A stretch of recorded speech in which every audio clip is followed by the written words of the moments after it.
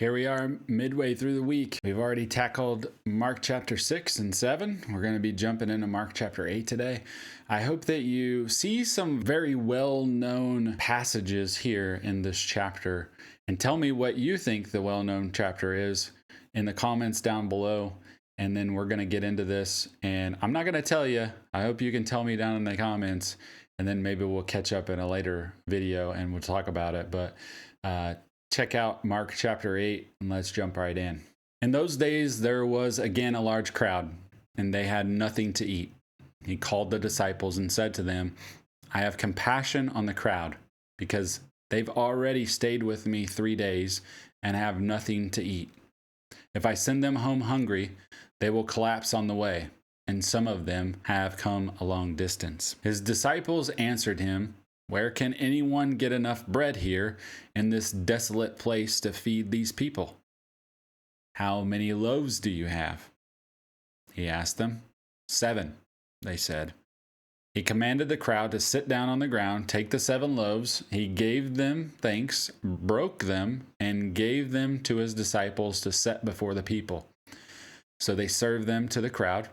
They also had a few small fish, and after he had blessed them, he said these were to be served as well. They ate and were satisfied. Then they collected 7 large baskets of leftover pieces. About 4,000 were there. He dismissed them, and he immediately got into the boat with his disciples and went to the district of Dalmanutha. The Pharisees came and began to argue with him. Here's the Pharisees again. Goodness. Demanding of him a sign from heaven to test him. Sighing deeply in his spirit, he said, Why does this generation demand a sign? Does that sound like today? Truly I tell you, no sign will be given to this generation. Then he left them, got back into the boat, and went to the other side. The disciples had forgotten to take bread and had only 1 loaf with them in the boat. Then he gave them strict orders. Watch out. Beware of the leaven of the Pharisees and the leaven of Herod. They were discussing among themselves that they did not have any bread. Aware of this, he said to them, Why are you discussing the fact that you have no bread? Don't you understand or comprehend? Do you have hardened hearts? Do you have eyes and not see? Do you have ears and not hear? And do you not remember? When I broke the 5 loaves for the 5,000, how many baskets full of leftovers did you collect? 12, they told him. When I broke the 7 loaves for the 4,000, how many baskets full of pieces did you collect? 7, they said. And he said to them, Don't you understand yet? They came to Bethsaida. They brought a blind man to him and begged him to touch him. He took the blind man by the hand, brought him out of the village. Spitting on his eyes and laying his hands on him, he asked him, Do you see anything? He looked up and said, I see people. They look like trees walking. Again, Jesus placed his hands on the man's eyes. The man looked intently, and his sight was restored, and he saw everything clearly. And then he sent him home, saying, Don't even go into the village. Jesus went out with his disciples to the villages of Caesarea Philippi.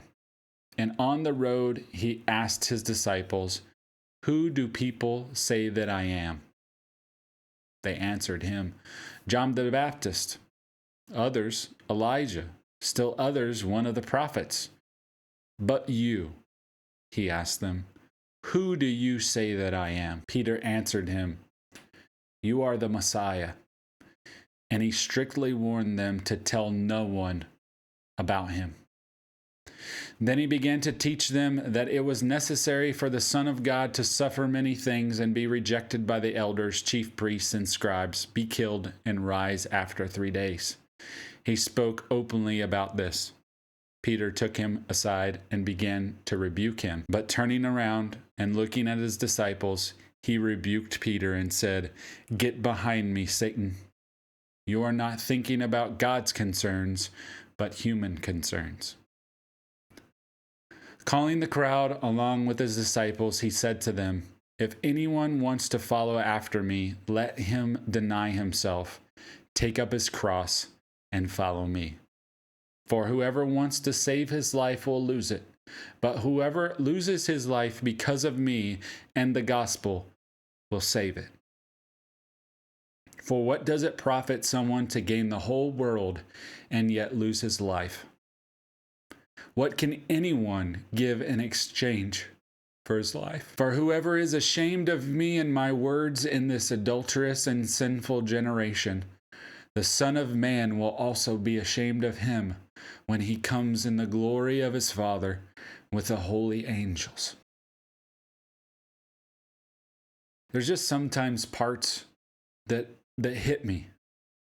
And I know that when I speak the words of God, it is something that penetrates the flesh. It's something that I try to explain it to people that once your body houses the Holy Spirit, your flesh is not compatible with it. So sometimes you feel it as the words come out of your mouth or you read it, that you know that that's God pressing on your heart. And I hope that you hear these words today and something new is awakened in you.